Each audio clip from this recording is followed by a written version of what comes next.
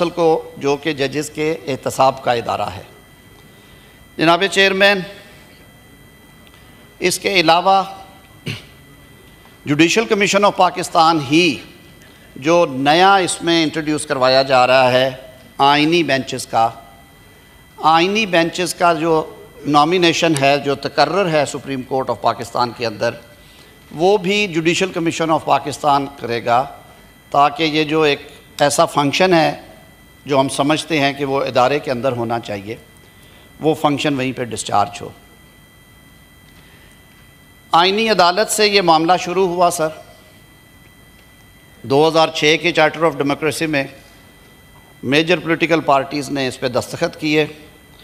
शहीद मोहतरमा बेनज़ीर भुट्टो साहिबा और मियाँ नवाज शरीफ साहब ने इसके लिए तहर्रुक किया, और ये एक पेंडिंग एजेंडा था जिस पे चेयरमैन पाकिस्तान पीपल्स पार्टी बिलावल भुट्टो जरदारी साहब ने इस दफ़ा आवाज़ उठाई और उन्होंने कहा कि अगर हम आइनी तरमीम लाना जा रहे हैं तो हमें आइनी अदालत का क़याम भी करना चाहिए। इस पर कई स्टेक होल्डर से किया, मैं ख़ुद बार बॉडीज़ के सामने पेश हुआ, 3.25 घंटे मेरा इंटरेक्शन रहा, उनसे तजावीज़ मांगी, एक उनकी कमेटी बनी, उन्होंने कहा कि आप बना लें।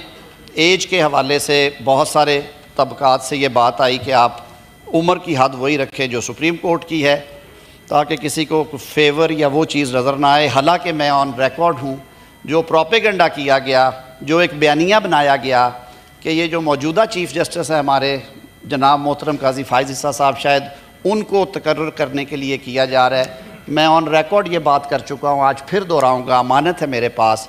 मेरी ऑफिशियल कैपेसिटी में उनसे 3 मुलाकातें हुई इन 6 महीनों में।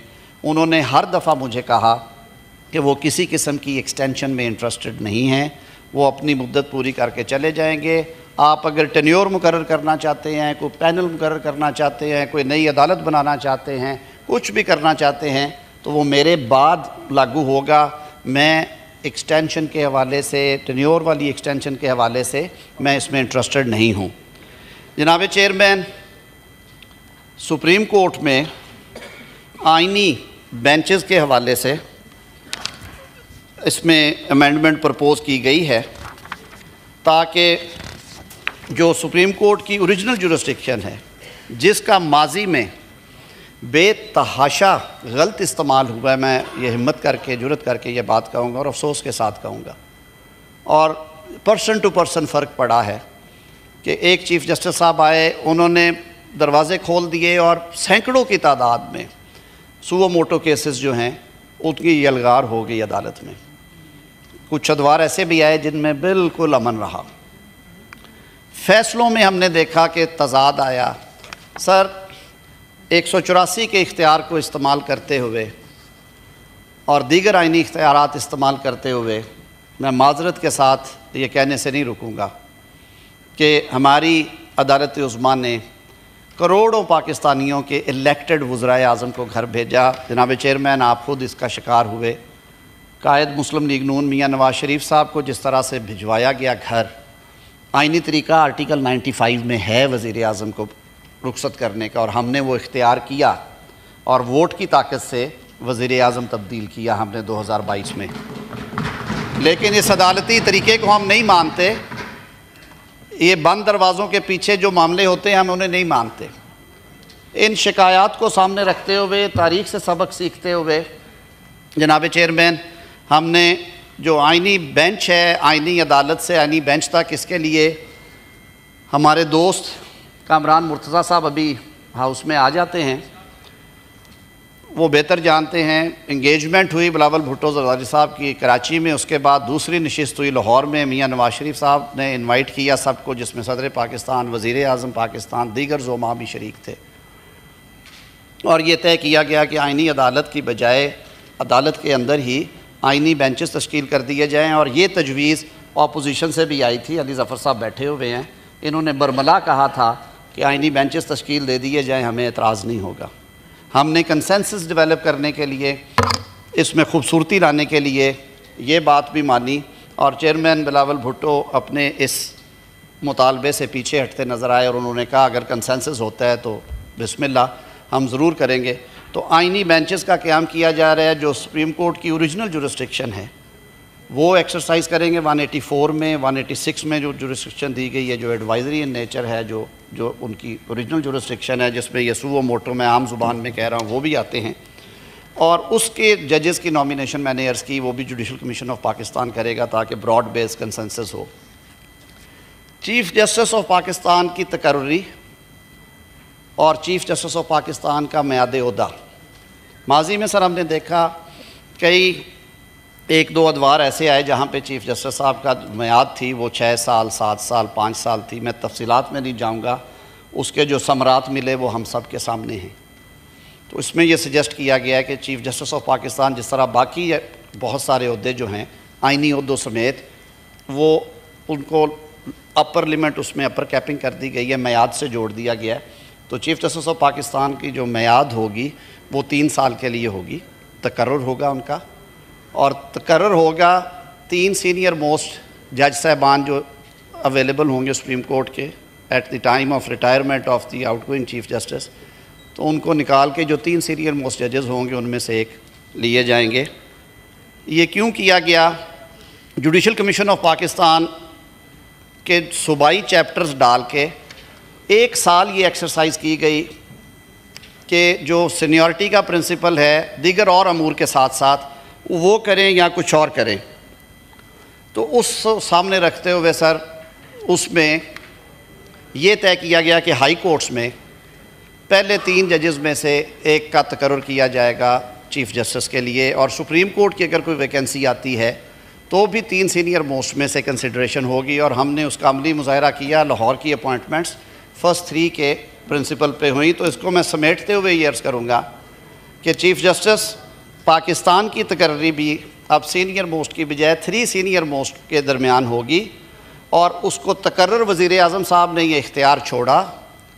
ये इख्तियार पार्लिमान को दिया और एक 12 रुकनी पार्लिमानी कमेटी तश्कील दी गई जो प्रपोज़ की गई है, जिसमें अपोजिशन और हुकूमत शामिल है। वही फार्मूला जो हम पहले करते हैं, जैसे इलेक्शन कमीशन है, बाकी जगह हैं। यहाँ पे हमने उन्हें कहा कि वो मुतनासिब नुमाइंदगी के तहत पार्लिमानी लीडरान उनको अपॉइंट कर देंगे, और वो 2/3 2/3 अक्सरियत से, सिर्फ इस वजह से कि कंसेंसस बेस्ड डिसीजंस हो, सिंपल मेजॉरिटी ना हो, सारे मिल के करें हम। तो वो 12 रुकनी कमेटी जो है वो 2/3 के साथ चीफ़ जस्टिस के नाम पे इत्तफाक करेगी। पहले नंबर पे करते हैं तो वज़ीर आज़म साहब वो समरी भिजवा देंगे सदर साहब को, दूसरे नंबर पे करते हैं, तीसरे पे जाते हैं, सो ऑन। तो वो इस तरह से हो जाएगा। एक बहुत बड़ा काम हुआ सर, हमारा बहुत बड़ा चैलेंज है एनवायरनमेंट का इस वक्त। ये मेरे ख्याल में हम वो जनरेशन है, अगर हमने कुछ ना किया तो शायद ये प्लैनेट हमें माफ़ ना करे। सर अक़वाम मुत्तहिदा ने भी कहा है कि ये अब इसको सारी दुनिया एक रेड बटन दबाया हुआ है। शहरी रहमान साहबा बैठी हैं, इनकी और कुछ दीगर साथियों की और अटॉर्नी जनरल साहब की तजवीज़ थी कि ये वेकअप कॉल देने का टाइम है और रियासत को जागना चाहिए। जनाब चेयरमैन 9A आर्टिकल का इजाफ़ा किया गया है और ये फंडामेंटल राइट के तौर पे इसको एक्नॉलेज किया गया है कि जो every person shall be entitled to a clean, healthy and sustainable environment. ये एक बहुत बड़ा कदम है। इसके बाद वफाकी और सूबाई हुकूमतें जो हैं वो आगे बढ़ेंगी और हमें उम्मीद है कि हम इन चैलेंजेस से निमटने के लिए अपना किरदार अदा करेंगे। जनाब चेयरमैन, इसी तरह सूबों में भी कॉन्स्टिट्यूशनल बेंचेस की गुंजाइश पैदा की गई है हाई कोर्ट्स में और इस्लामाबाद हाई कोर्ट में, और उसका भी वो सारा तरीक़ेकार इसी तरह दे दिया गया है। उनका तकर्रर भी जुडिशल कमीशन ऑफ पाकिस्तान करेगा, लेकिन सूबाई खुद मुख्तारी को सामने रखते हुए, हालांकि ये वफाक का राइट है इस पर इनेक्ट करना, इसीलिए हम कर रहे हैं। सूबों को हमने कहा है कि अगर आप ये तरीक़ाकार अपनाना चाहें तो उस सूबे की सूबाई असम्बली टोटल मेंबरशिप के 51% के साथ, और इस्लामाबाद हाई कोर्ट के केस में जो पार्लिमान है हमारी वो 51 वोट्स के साथ ये रेजोल्यूशन पास करेगी और वो तरीक़ाकार अपना लेंगे। हमारे JUI के दोस्तों ने इसमें हमसे मुशावरत करने के बाद सेनेटर कामरान मुर्तज़ा साहब ने 5 अमेंडमेंट्स आज दाखिल कराई हैं, जो कि वो वन आफ्टर अनदर पेश करेंगे अपने नंबर पे। जी नहीं सर, वो क्लॉज बाय क्लॉज आएगा ना, हमारी आपकी तो है ही नहीं। सर हमने एक कंसेंसस डेवलप किया, उन पांचों जो क्लॉजेज़ हैं उनके ऊपर भी हमारा इत्तफाक़ राय है। काबीना ने भी मुझे ऑथोराइज़ किया कि सबका इत्तफाक़ राय क्योंकि हुआ था इस पर, तो हम उन 5 क्लॉजेज़ को जिनमें वफाकी शरई अदालत के हवाले से है, इस्लामी नज़रियाती काउंसिल के हवाले से हैं अमेंडमेंट्स, जो वो पीछे फ़ैसला आया इस्लामी जो फेडरल शरीयत कोर्ट का, उसमें रिबा के हवाले से, तो वो कामरान मुर्तज़ा साहब की क्लॉजेज़ हैं 5, उस पर हमारा ये इत्तफ़ाक़ है कि हम उसको सपोर्ट करेंगे। सर ये इसके खद व खाल थे। कुछ छोटी छोटी अमेंडमेंट्स हैं जो आपके सामने आएंगी, टाइम टू टाइम उसको एक्सप्लेन कर देंगे अगर किसी को इस पर कोई बात करना हो। मेरी सर ये इस्तदा होगी इस ऐवान से कि हम सारे एक अच्छी नीयत के साथ हमने काम शुरू किया था। हमारी ये ख्वाहिश थी कि अपोजिशन के तमाम साथी इसमें साथ दें। बारकैफ़ हम शुक्रगुज़ार हैं मौलाना फजलुर रहमान साहब के और उनके अरकान पार्लिमान के कि उन्होंने हमारे साथ मिल बैठ के एंगेजमेंट के बाद जो मुसवदा फ़ाइनल किया वो उस पर एग्री की और उन्होंने कहा कि आज हम उसको वोट करेंगे। मैं सारे ऐवान से ये इस्तदा करूँगा कि आज जो बिल पेश होने जा रहा है इसको पास किया जाए। पाकिस्तान के निज़ामे इंसाफ को सुस्त रवि से निकालने के लिए, आम आदमी को इंसाफ फराहम करने के लिए, जल्द और सस्ता इंसाफ फराहम करने के लिए और शफाफियत लाने के लिए ये चीज़ें की गई हैं। वज़ीर आज़म ने, हुकूमत ने अपने कई इख्तियारात छोड़े हैं इस पर, लेकिन पार्लिमान को, इस ऐवान को मजबूत किया है। और मुझे ये कहने में कोई शक शुबा नहीं है कि फ्रेमर्स ने जब कॉन्स्टिट्यूशन बनाया था तो आर्टिकल 239 में एक मेकनिज़म दे दिया था कि आइनी तरमीम 2/3 अक्सरियत से होगी, और इसमें यह भी लिख दिया था कि फॉर रिमूवल ऑफ डाउट्स हम ये कह देते हैं कि पार्लिमान के इख्तियार पे कि वो कॉन्स्टिट्यूशन में कौन सी तरमीम कर सकती है या कौन सी नहीं कर सकती, कोई कदगन नहीं है। ये वो ऐवान है जो आइन बनाया जिसने, और इसी ऐवान को ये इख्तियार है कि वो आइन में तब्दीली करे, तहरीफ़ करे, एजाद करे। बहुत शुक्रिया जनाब चेयरमैन।